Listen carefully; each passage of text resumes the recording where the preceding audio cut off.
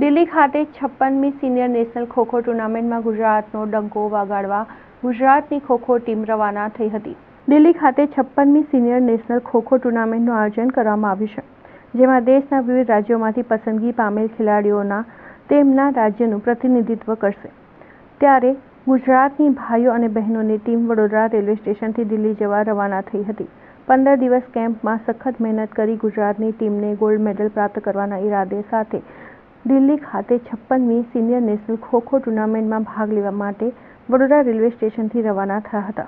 અમારી એક જ ઈચ્છા છે કે જે ગુજરાત છોકરાઓ છોકરીઓ જે મહેનત કરીએ છીએ અને એ સારા રીતે ઉપર જઈને મેડલ લાવે, ગોલ્ડ લાવે, એ જ અમારી આશા છે અને એ જ અમારું ગુજરાતનું ગૌરવ રોશન કરે. આ અમારી પ્રાર્થના છે, ઈચ્છા છે. મહેનત અમારી તો છોકરાઓ પાસે કેમ્પ લાગતો હોય છે. 15 દિવસથી કેમ્પ કરીએ અમે લોકો અને બધા કોચિસ દરેક જિલ્લામાં મહેનત કરતા હોય છે છોકરાઓ પાસે. આ 56 સિનિયર નેશનલ રમવા જઈ રહ્યા છે દિલ્હી ખાતે.